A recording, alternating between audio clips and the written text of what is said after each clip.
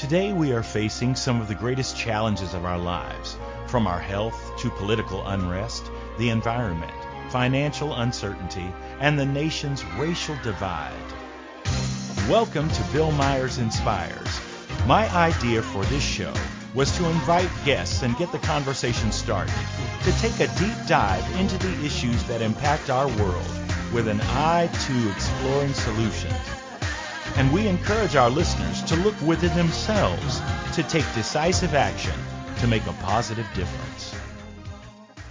Welcome to Bill Myers Inspires. I'm your host, Bill Myers, and today we are going to be talking about the future and the ideas for reforming police departments. And today's show is entitled Police Reform to Better Protect and Serve. And today our guest, who will be with us momentarily, is the mayor of Ithaca, New York, Mayor Svante Myrick. And so to set up, good morning. Hi, good morning. How are you? I'm doing fine. Give me just a second here. I'm going to sort of set up the show today. As the nation grapples with ways to reform their police departments, Mayor Svante Myrick has a bold new vision for the police department and its role in the city of Ithaca, New York. My guest today, Svante L. Myrick, was sworn into office in January 2012 and became, at 24, the city of Ithaca's youngest mayor and first mayor of color. Svante was first elected to the Common Council at the age of 20 while still a junior at Cornell University. Myrick has provided both local and national leadership in critical areas such as public health, housing, poverty, and access to education. In 2017, he was awarded an Aspen Institute-Rodel Fellowship in Public Leadership, a program that identifies and brings together the nation's most promising young political leaders to explore the underlying values and principles of democracy, the relationship between individuals and their community, and the responsibility of public leadership. His other honors include the John F. Kennedy New Frontier Award, which recognizes Americans under the age of 40 who are changing their communities and the country with their commitment to public service, and being named to the Forbes magazine 30 Under 30 list in the area of law and policy. Myrick is currently serving a third term as mayor of the city of Ithaca, and of late has done a lot of work in collaboration with community stakeholders to develop recommendations to reform the Ithaca Police Department in an effort to improve police and community relations. Please welcome my guest today, Mayor Myrick, Svante Myrick. Welcome to the show today. It's early. Thank you. Yes, thank you so much. I really appreciate you having me on. Yes. So, okay, before we go any further, how would you like for me to address you, sir? Oh, I'll respond to just about anything. Svante is good. Svante. Yes. Okay. So now that we're there, Svante, yes. Please tell me of the origin of the name, and also you identify, and I look at you and I say, well, there's got to be some story in the composite of this individual, both in name and in skin tone. So if you would, yes, enlighten us on your background. It is a Swedish name, and I am in a Facebook group with a bunch of other people with the name Svante, or they pronounce it Svanta. And I'm the only one without blonde hair and blue eyes. So my mother liked the name. She really liked it. It's unusual to see in the States. It's unusual to see in a Black person, of course. But she really liked it, and it served me well. It's got a V in there, which I like. It's strong. Ends with a vowel. It's, there's a lot to recommend it. Yeah. Well, I like it. It just sort of flows, but I just thought, well, let's get that out of the way before we go any further. I appreciate it. Yeah. So I am excited to have you on, and I first must recognize how you came across my radar, and it was from a native of Ithaca, New York, who recently moved back to Ithaca, New York, named Mia Korf. And she was actually my guest about 3 weeks ago. And I was doing my second program on anti-Asian hate crimes. So I want to make sure and give credit to Mia Korf for bringing you to my attention. And I am grateful that you are here. And also a quick shout out to your assistant, Annie. She is fabulous. Nice. Yeah. We are so proud of Mia Korf, and didn't realize she moved back. All the best people do. All the best people come back. I tell you, I wasn't lucky enough to grow up here. I can tell you how many folks did and then went out to explore the world and have great success like Mia's had. And when seeing the rest of the world, they go, that place I grew up was actually pretty special. Yeah. And decide to come back. So it's common. Yeah. Well, that's awesome. So, I wanted to, I'm very excited about this conversation as it relates to policing, because I had mentioned in my letter to you that I am from a law enforcement family. My father is retired now, but he served on the Indianapolis Police Department proudly for 54 years. Wow. And my youngest sister is approaching her 30th year on the Indianapolis Police Department. So it's very interesting, because my father was very well known in the entire city of Indianapolis because of the program that he headed for many, many years, which was called the Officer Friendly Program. And it was the program where his division would go and enter the school system, the grade schools, and would talk to them about the police being your friend. The police are the people that you go to when you need assistance or you're scared or what have you. But it was very much a bonding, a positive bonding that happened with young people. And I'm talking about generations, because as I'm 55 now. So over the years, I've come across many people who go, your dad was Officer Friendly, and they know him. I mean, the entire public school system went through these programs. And so for generations, but my dad, for the last 20 years before his retirement, became very concerned about the direction of the department. He became very, very disgruntled, quite frankly, with the training and the direction of the department. And I strongly suspect that it was that period that maybe war on crime, or sort of the militarization of the police department, and how that broke those bonds that were so carefully put in place by building community that he had been an instrumental part of. So I just wanted to start with that to give you a little background about my awareness of that. And how powerful that was. I used to be so incredibly embarrassed because I wouldn't tell people that was my dad, because it was just embarrassing. So you were in school, you would go to the officer friendly sessions. Yeah. I mean, it would be the whole school, the whole convocation of the entire school. And so I was embarrassed, but truly, he was a rock star. Yeah. I really believe that. I mean, he was a rock star in the eyes of those children and those grown adults today who think so fondly of that program, and can contrast that type of relationship and view of police very strongly different than what we see today. So again, the work that you are engaging in, which I'm excited to hear about, is very, very important work. And I hope that you're onto a model that the nation can adopt. I really hope that you're onto it. So appreciate that. Yeah. Yeah. I hope so too. We believe we are. Yeah. So that kind of bond. I mean, first, serving 54 years is unheard of. That's really amazing. That is an incredible amount of time to work. Well, period, to work in any one place, and especially to work as a police officer. It's an extraordinarily long career.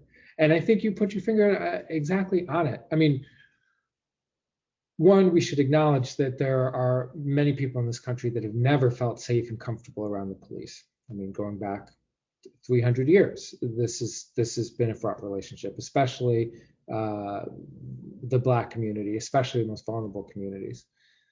But there was definitely a shift. Things have been deteriorating over the last 30 years, especially. And it's exactly what you said. It's a more aggressive war on crime, war on drugs, and the corresponding militarization of police departments, and both in their equipment, in their tactics, but also their culture, And some of that was quite literally the result of hiring. We would hire and just say, you'd get an applicant that served overseas, and you just go, well, they know how to wear a uniform, and they know how to use a gun, so they're 90% of the way there. Let's hire them, put them on the street, without stopping to ask ourselves, are those the two most important things about being police officers? Is it the uniform and the gun?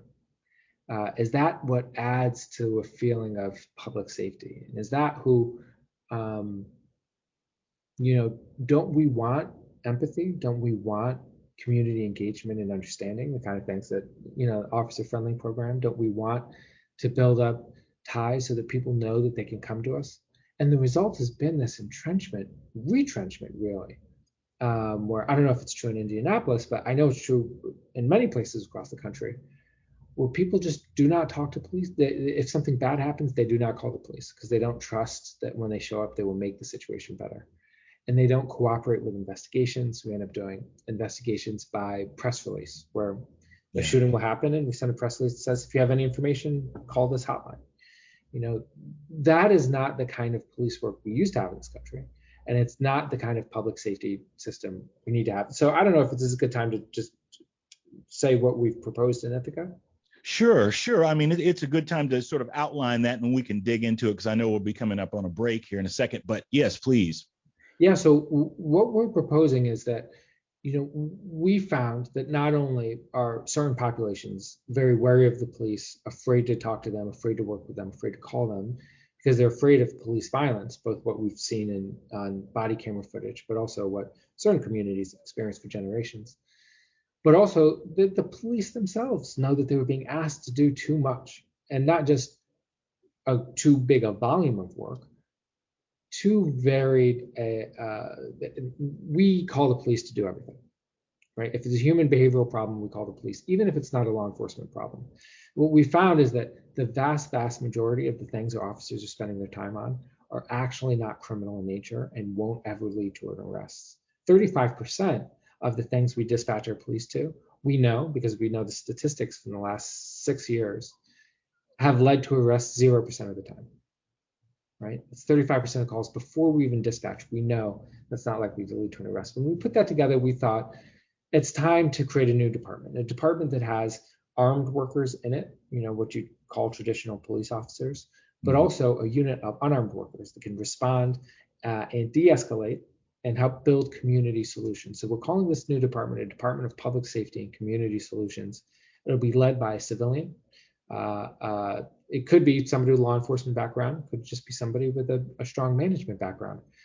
And we think this will lead to an improvement in the quality of life of officers. It'll also allow them to focus on the calls for service that actually have the potential to be criminal in nature, allow them to dig deeper, rooting out the violent crime and guns, weapons, while giving us another tool in our toolkit to engage the community in a way that lowers temperatures, which is showing up in an unarmed fashion. Yeah, that's very interesting. So the police were, I mean, there's a dog on the loose. I mean, right. Yeah, you name it. My neighbors, I don't like their fence. I mean, even taking reports. Like, we don't even know how many reports are going. My bike was stolen last week, right? If you say my bike was stolen last week, I'd like somebody to come and take a report. There's no reason for an armed officer to show up to that, right? And True. In fact, the very presence of weapons, particularly people with past traumas or people who are uncomfortable around police officers, might say, well, my bike's stolen last week. I'm just not gonna call at all. We want them to call. We want somebody to show up and take the report and talk to them about so that if it could be found or you could make an insurance claim. But all of that also takes time away from the things that the officers need to be focused on, which is preventing gun violence. So really looking for this new model. Yeah, that's great. I mean, I'm excited about that that overview and that analysis because it's so very true. We are going to take a break right now, and we will be back in just a moment and continue our conversation on police reform with Mayor Svante Myrick of Ithaca, New York, in just a moment.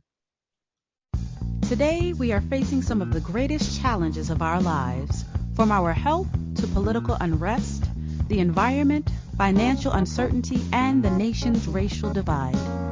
Tune in every Friday at 3 p.m. Eastern Standard Time for Bill Myers Inspires, as he and his guests take a deep dive into the issues that impact our world with an eye to exploring solutions. Emmy Award-winning actor Bill Myers is an accomplished actor, jazz musician, filmmaker, writer, educator, and speaker. As a biracial man who's both black and white, Bill leverages his background, talent, and voice through creativity, compassion, and connection as activism for social justice to focus on uniting the divide and compelling change. Bill Myers Inspires encourages listeners to look within themselves and take decisive action to make a positive difference. For more information, visit his website, billmyersinspires.com, and sign in for the latest news and updates.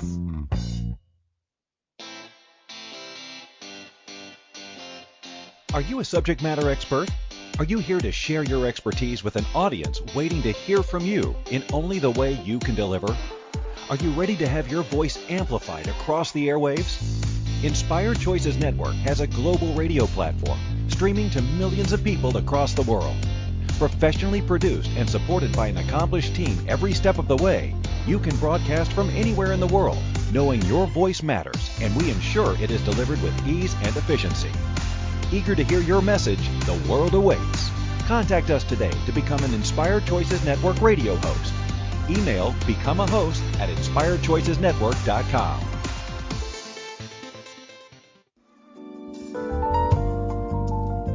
You're listening to Bill Myers Inspires here on the Inspired Choices Network. We're here every Friday at 3 p.m. Eastern Standard Time. Thank you for joining us. And now, let's get back to the conversation. We're back, and you're listening to Bill Myers Inspires with my guest today, Mayor Svante Myrick of Ithaca, New York, and we're talking about police reform. And so you were saying beforehand, you gave an example of the idea of taking a police report or the bike being stolen, and that triggered a nerve within me. So I very much want to hear your perspective, but I'm going to share a story with you and about escalation and something as simple as a police report. When I was living in New York, I was performing on one of the soap operas in New York, and the cast went out at about 6:00 p.m. to a bar to just sort of unwind, have a cocktail. On the way in the bar, I have a big bag and it had everything in it, ID, everything in it. Somebody knocked me down violently and took the bag. And so everybody goes in and settles. I go directly to the bartender and I said, "Hey, could you call the police? I mean, this thing had my house keys, my ID, wallet, everything in it." And so as I was standing there, it's this Friday evening rush, sort of happy hour time. So the place is bustling. I'm standing there and the bartender is being very gentle and kind about this horrible thing that just happened to me. Police officer walks in and he's looking around and he says, "Somebody called police." I'm standing there and said, the bartender gestured to me. And I told him, I said, I just was robbed, literally walking inside the restaurant. It was a bag, my belongings, and I just need to have a police report. for insurance purposes and everything else. Yeah. And he looked at me and he said, what the F do you want me to do about it? At which point the whole tone shifted in a second. Right. And the bartender turned around, and I mean, it was kind of like, whoa. And I said, well, I want you to write an effing police report for me. Yeah. At this point, he reaches and unsnaps his gun. Wow. At the same time, I then grab the bar stool that I'm sitting on and raise it, because the only instinct I had was, you're perhaps going to have to defend yourself, because there is something that is about to perhaps escalate. Wow. Again, keeping in mind that I am a cop kid and I know protocol and how you don't do that. But I also understand that there's this strange gray space that happens when you are dealing with law enforcement or anything else that steps into beyond. It's a twilight zone space. Now it becomes almost kill or be killed, because it is no longer let's play by rules or have some civility about it. All of a sudden, we have just launched ourselves into the twilight zone. And I don't know how this is going to go, because this is against the rules. This is against, I know he is out of order. You know what I mean? And so consequently, I can stand there and make myself a victim to this, or I can say, not here, not today, I'm not the one. This so upset me, and he eventually did write the report, but there's several other moments of escalation that happened. But nonetheless, he wrote the report and threw it on the bar and walked out. I was so traumatized by that experience, and I say traumatized, that I was no good for about 2 or 3 days and had to fly back home to Indianapolis to be in the presence of my father, because the thoughts that were going through my head were ones that I didn't think this gentleman should have another day on this planet or talk to another individual. And I shared my heart with my dad that I had some really evil thoughts, and there were only one. It was send this guy to the next realm. Yeah. And my father listened to me, and then he shared with me experiences that he had traveling throughout the South or going to conferences for the police department in his police car, being pulled over in Alabama on some dark road by an Alabama trooper, and him having the same feeling that no longer are we acknowledging each other as fellow officers. I am a black man, you are a white man, and this could turn. So it really took me, it traumatized me, and I was able to get back to New York. But that conversation with my dad was very important. But that moment off of a simple police report. So when you said that, and that's the first time I've ever said that story publicly, I just want to say, because I'm almost ashamed that I had the feelings that I did. Yeah, but it's not. Can I tell you that? And I appreciate so much sharing that, because this is, especially in the Black community, stories like this have existed for generations, and they were, if believed at all, they were rarely taken seriously. It was like, well, he said something rude to you, get over it. And it's only once we have cameras everywhere that people are starting to see and take seriously how badly these interactions can go. But I can tell you that what led us to make such a transformative change here in Ithaca, to decide to make this change, was we did these deep community listening sessions over the last 10 months. And it was incident after incident. Almost every Black person we spoke to had at least one story where the number one takeaway, the main takeaway, was that they felt dehumanized by law enforcement.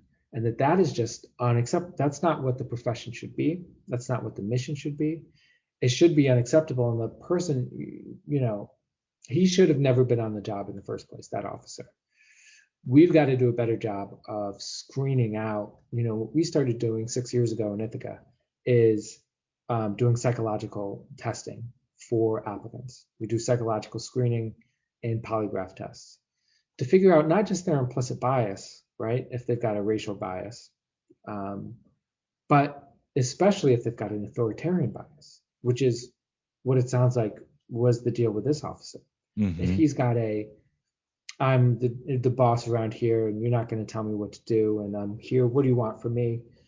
That attitude is what leads to violence and is what damages trust where there should be. As you said, your sister's in law enforcement, your father, 54-year veteran of the force. If anybody should feel safe and comfortable around police officers, it should be you. But all it takes is one officer to fracture that trust. And we've just seen too many fractures. That's why we've got to change. Yeah. It's so interesting because I must say that every time I have been pulled over as an adult or stopped or questioned by the police, I have never felt comfortable with that exchange. I was always, on pins and needles, not knowing. First of all, you stopped me. I wasn't speeding. So I'm already going, okay, what is this? Mistaken identity, whatever. Whatever you could write it off to be, but it's a scary experience because I just don't know how this is going to go. And also it probably was scary all the time anyway, because of my father being a police officer. I never felt like that gave me a pass. In fact, I never wanted to bring disgrace upon him or anything like that. I know some other folks who are cop kids who, drinking, driving. They get pulled over every week and it was like, hey, my dad is. And so, a pass.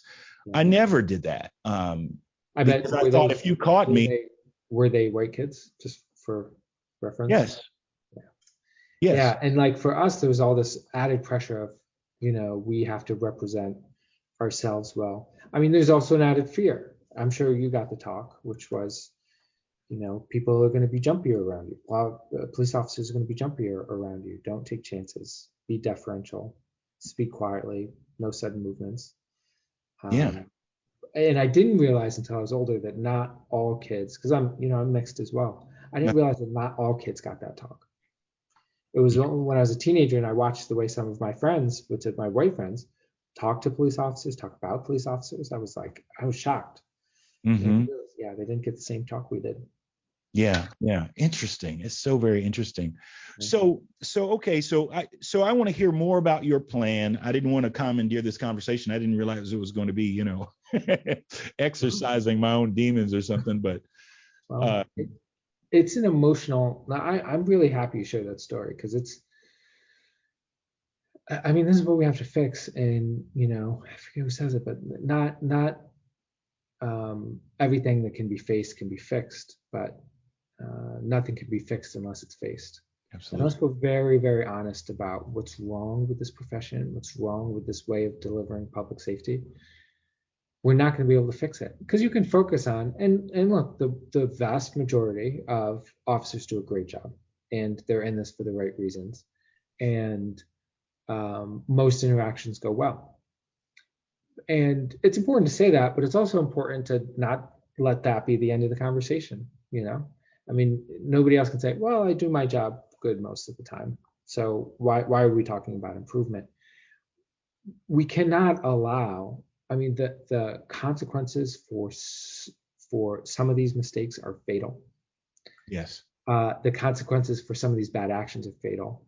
And the consequences of all of these bad interactions is terroristic. That's what it does. The act of a terrorist is somebody who thinks that if they scare you, they can change you. And they could change your behavior, change your thoughts, change your beliefs. And Bill, that's exactly what happened to you. It was a dehumanizing exchange where he felt like he had power and control and could intimidate you with his service weapon, right? Something that was meant to protect and serve. And it changed you. That's why you had to go talk to your dad. And that's a horrifying outcome. It should never be the case. So we think, we just made the decision to build this department. The Common Council adopted the plan 3 weeks ago. Congratulations. Thank you. Yeah. And so now it's like, yes, congratulations, you've bought yourself a ton more work. Over the next couple of years, we've got to design and then implement the department, find a director of public safety and community solutions, and start to build out the unarmed workforce. And really dig deep into all of to change a culture is a really difficult thing. This seems like a touchy-feely subject, but it's not when we talk about culture. Right. There are certain defining characteristics of a culture. When you think of like, what's the difference between us and France? It's the way we dress, it's the way we speak, it's what we find funny, right? They find Jerry Lewis hilarious. I think like sort of funny. Right. What's acceptable? Who's acceptable to make fun of? Who's not? The police have their own culture of what's funny and what's not. Who can you make fun of and who can't you? How do you talk? How do you carry yourself? And right now there's a lot of folks who are just saying, well, if we just do some more trainings, let's do a couple trainings, make sure that they don't shoot the wrong person anymore. That's not going to be enough, because training is not enough to change a culture. And I know that because I took French classes every year through middle school and high school, an hour a day, every day. And I could not order an omelet in Paris right now. So it's to change a culture, culture is it's everywhere and it surrounds us. Culture is to people what water is to fish. And if you ask the fish, how's the water today? They wouldn't even understand the question. Right. If you ask them how to improve the water, they wouldn't understand that either. So when you've got a culture that's for too long has allowed abuse, you really have to start fresh and start new. That's why we felt it was important to create this new department and not just tinker around the edges of the old one. Yeah, because that's trying to put Band-Aids on a chest wound, or dealing with a symptom. I got the runny nose, but you haven't addressed the cold. So no, I'm with you. I'm so with you, and I'm excited about that. So what are the steps that you see in being able to frame that out? I mean, you said you're looking for a director, but I mean, I'm just very curious what your sort of step process and possible timeline is for at least projecting it at this point, because and they would only be projections, but I think it's fair to guess that by this time next year we'd like to have the new chief or the new director of the department on board, and we'd like to at least have a pilot up and running of a couple of unarmed workers per beat per shift out there on the street. We'd like to start to see how they make themselves useful, how it changes all of the operations inside the department. And I think we're 2, maybe 3 years away from a full build out. But again, those really are just estimates, government and the best laid plans, and we really want to do this in an iterative way. We want to start to make the changes, then stop, look around, see are they working as we intended, and collect data along the way. But we think that's the next step. We've got a task force now that's set up to start the designs, the crafting the position description for the director of public safety, crafting the position descriptions for the new unarmed community solution workers, and working with dispatch to figure out who are we going to send to what calls. We're also committed to working with our partners in Tompkins County, especially around mental health calls. These are calls that have gone to the police not for any good reason, just for the only reason that the officers it's a 24/7 operation where not everything else is. And so if something's going wrong at 11 o'clock at night, you don't think to call the Department of Social Services. You don't think to call the mental health department. Instead, you just call the police and you hope that they can help somebody who's in distress or somebody who's experiencing a schizophrenic break. But I'll tell you what happens so often is that the people who are in distress, when a police officer shows up at their house or the workplace or confronts them on the street, it does not lower their distress, right? It doesn't calm them and make them eager to comply. It puts their life in danger, and it puts in danger the life of the police officers themselves. So coming up with alternative responses, like we've seen work for decades in Eugene, Oregon, is a a big part of our plan that we hope to implement right away. Yeah. So I'm very curious in the makeup of these unarmed officers that will be sent out. Are there specific criteria or skills that you are looking at that need to be there? You know what I mean? I'm just very curious, and I know you're framing out job descriptions and things. Yeah. So it's still very early, but the first thing is we're looking for a grounding in the community. Sounds like the kind of thing that your father and your sister. This is true. It's true of our police department, but I don't want to pick on our police department because it's true of most police departments. The vast majority of our officers, 90% of our officers, don't live inside the city. And that has a profound effect on how they view their job, how they view this community, how the community views them. So building stronger community connections and a diversity of the department too. There's no reason that the department shouldn't be 50% women and 50% men, because that's the gender breakdown of our community. And it should reflect the racial diversity of our community too. So those are the things we're looking for right away. But the personal characteristics beyond just the department demographics are great skilled communicators, people who are assertive and extroverted, but still kind, generous, and focus on de-escalation, right? Lowering temperatures. We want folks who are going to be willing to walk the streets, get out of their cars, walk around, talk to people, make connections, make friendships, and become trusted partners. So that when something goes wrong, a bike gets stolen, or you happen to know about somebody who has an illegal firearm, or you're worried about a neighbor, you know that you can call, and the person who shows up, you'll know, and you'll trust that they'll act appropriately.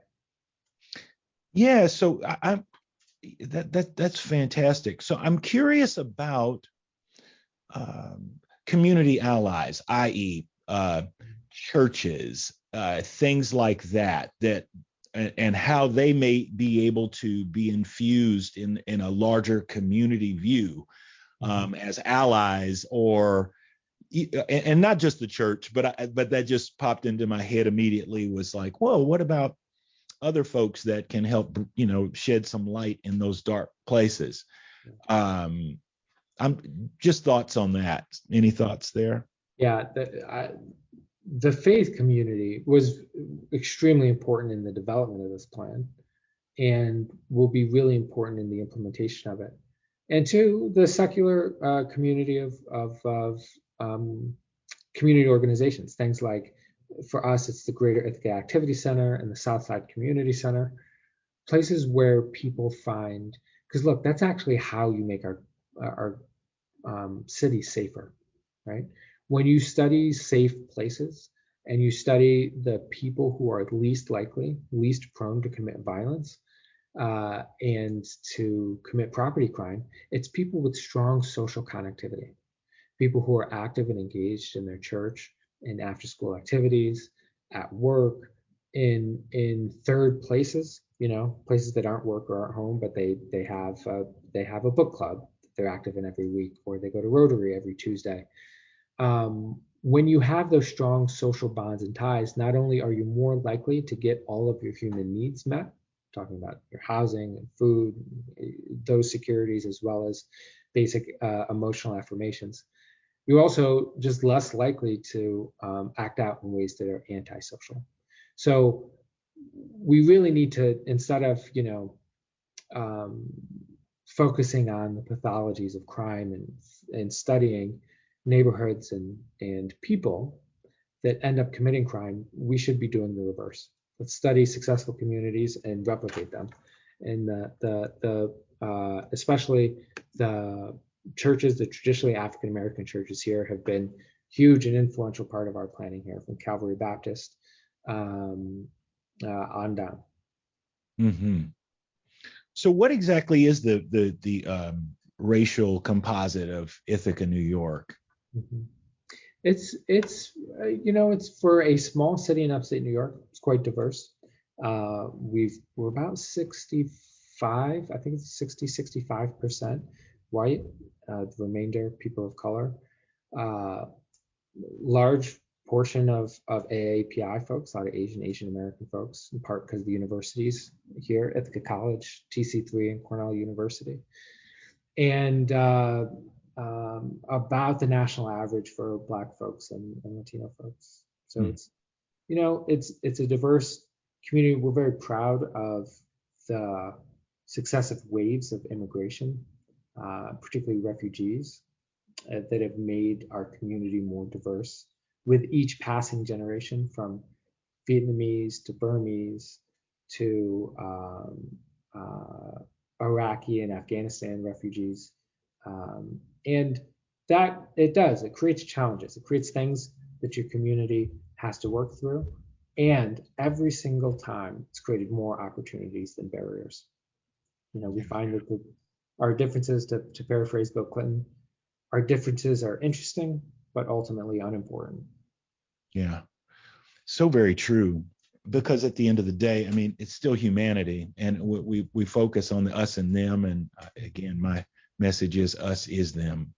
So, and so how do we focus on being better human beings to one another? And then again, trying to find the common ground, because we can sit up and look at the differences, similar to what you just said a moment ago, all day long. And it's like, that doesn't bring us together. It's still not doing it, Yeah. So, yeah, man, I think it's very exciting. And it sounds to me like the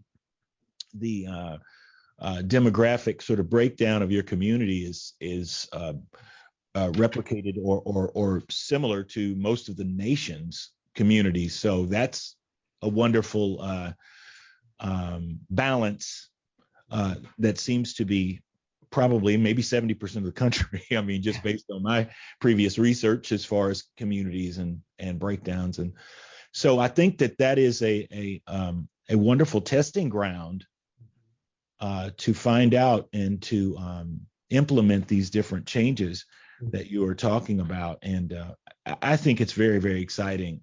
And I agree with you that I do not believe that the idea of a Band-Aid fixes, they've never lasted. Right. They've never lasted, because whatever we did that would seem like a good idea, the Band-Aids come off and we're back to where we were. And so that did not work. So I am a believer that at some point, perhaps the model that we keep following is broken.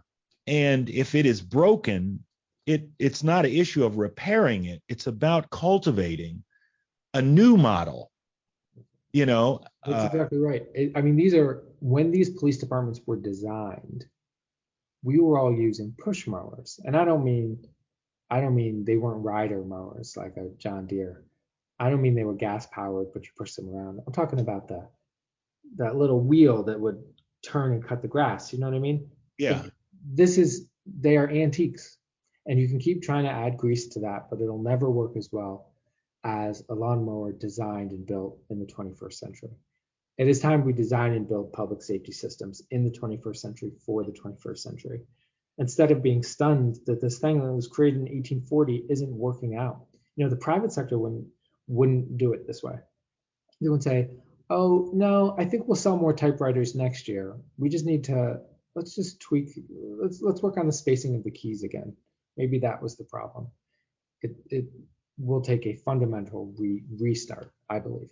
Yeah, I agree with you. 100%. And I think it's very exciting. It's very exciting to be in the creative process, and to really, well, there's so many other factors, where we are socially, where we are, the demographic makeup of the nation. Is it relative? Is it serving the same community? Were the same communities existent? The same balance of those communities was the same, 100 years ago, 150 years ago. The circumstances, the societal environment, circumstances have changed awareness has changed, but again, trying to still do the push mower, it seems futile to me. So I'm with you 100% on bringing it.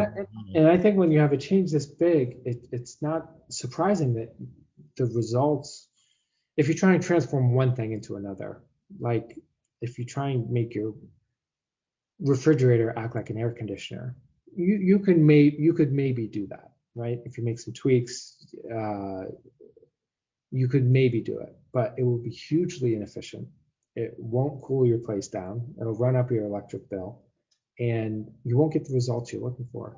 And that kind of reform we've been offered before, and we've seen it. It just hasn't worked to keep us safe.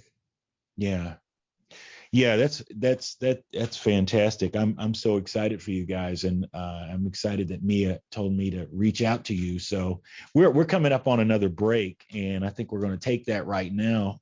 You're listening to Bill Myers Inspires right here on the Inspired Choices Network, and today we are talking about police reform with the mayor of Ithaca, New York, Mayor Svante Myrick, and we'll be back in just a moment.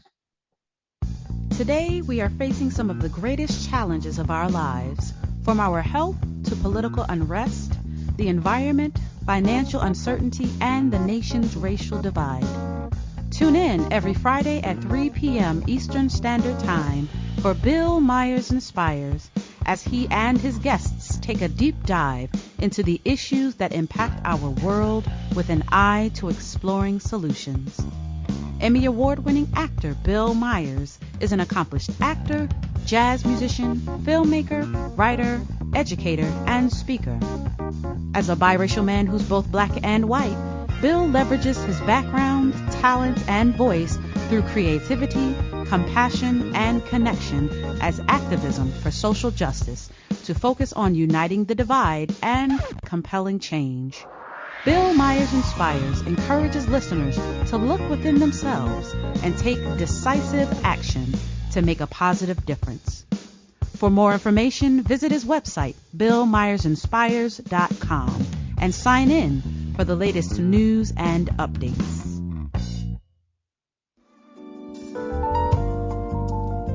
You're listening to Bill Myers Inspires here on the Inspired Choices Network. We're here every Friday at 3 p.m. Eastern Standard Time. Thank you for joining us. And now, let's get back to the conversation. We're back, and you're listening to Bill Myers Inspires, and today we're talking about police reform with the mayor of Ithaca, New York, Mayor Svante Myrick. And before we go any further, I want to share some good news with all of our listeners. Inspired Choices Network has a new mobile app, which can be downloaded in the Apple or the Android App Store. And you are able to listen and join the chat room on this app and click on and check out all of our shows. So check it out. It's free. Just search for Inspired Choices Network.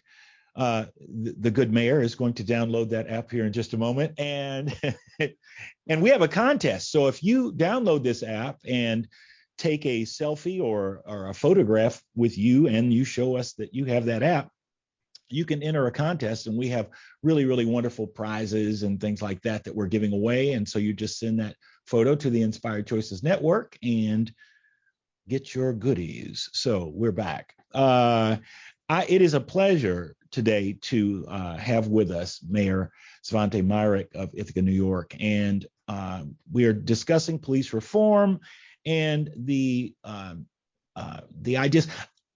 I just have to say, I think that it is wonderful that you obviously put together a proposal, and then you have to go through the city council and all of the obstacles there. Can we talk about some of that? Because you've obviously overcome them, but those are always very interesting and dramatic hero stories when we're able to say, I survived, Yeah. Yeah, and this was really tough because our police, in this case, any changes you make to the policing system draw a lot of blowback because there's just fear. People don't want to be the victims of crime. They want to feel safe, and even if there's deep dissatisfaction with the way things are, there's an old joke in government that the only thing people hate more than the status quo is change of any kind. And that is definitely true when you're dealing with policing, and particularly with the police unions that were, and I'm using the plural here because the New York City Police Union, the Long Island Police Union, others got involved in our local Ithaca discussion. And that's, again, it's reasonable for people who are in law enforcement. You'll know from your family members. Mm-hmm. This is more than just a job. It is part of their identity, and changes to their identity are understandably feel very threatening. So we had a lot of that to work through. I mean, it required a lot of, there were some pretty sharp words and hard elbows and some nasty social media posts, because that's the world we live in, and email, letter writing campaigns, and the local car dealership here got involved advocating against reforms to our public safety system. Meanwhile, the broad swaths of the community were coming out saying this is exactly the kind of change we need. Mm-hmm. And the thing about having a common council that's engaged and that is as discerning as our council here is in Ithaca is that it's just really useful. I mean, we don't have a dictatorship for a reason. There are times when I wish we did have a dictatorship, and everybody just do what I say and everything will go smoothly. But when there's real differences of opinion, I developed this recommendation along with 50 members of this working collaborative that we assembled. But 10 people chosen, elected from their neighborhoods to serve on the city council are the ones who kick the tires. They pull it apart. And we had, I don't even know how many meetings we had in about a 2-month span. And it can be, I don't know if you've ever had this experience, especially in public policy, when you're drafting policy, that new policies are kind of like newborn babies, which is if it's yours, it's beautiful. If somebody else's, it looks kind of funny. Yeah. And sometimes they've got to age a couple weeks and go, oh, okay, that's a beautiful baby. and like all, just like babies, you don't want anybody messing with it. You don't want anybody poking around or giving it a haircut or changing it this way and that. And you really have, I've been at this, I started quite young. I was 20 years old when I was first elected to the city council, and 24 when I was elected mayor. So this is my 14th year in office. So I have quite a lot of experience just saying, look, this was, these ideas I stand behind. The collaborative put them together. I will back them because I helped assemble the collaborative. And I think they're good ideas. But you own this now, Common Council. And any changes that you want to make to it, you can. And there were changes and amendments, and I tried to help guide where I could. But it really is just useful to know, if you have an idea, and 10 members from the community who are selected by all their neighbors to represent them come out and tell you you're way off base, then you're probably way off base. Yeah. And if they get together and the 10 of them say, let's go for it, then you're probably on the right track. Yeah, that's awesome. Well, I know there are challenges along the way, but I'm glad that you landed on the other side of that and you're able to move forward and create the kind of progress that the larger community really seeks. And the nation is looking at you, sir. So thank you so much for being with us today, Mayor. And thank you, Bill. I hope we can stay in touch. I really appreciate hearing about your family and your story. And and we got to stick together. The mixed kids. We're in it together, man. We're in it to win it. Thank you so much for being here. Wow, it's been a great conversation on police reform. You're listening to Bill Myers Inspires right here on the Inspired Choices Network. See you next time. Thank you for spending your afternoon right here with us at Bill Myers Inspires. Remember, we're here every Friday at 3 p.m. Eastern Standard Time. on the Inspired Choices Network. Remember to take time this week to take a breath and look within yourself and figure out how you can make a positive difference in this world. Spread the word, and we'll see you here next Friday. Have a wonderful week.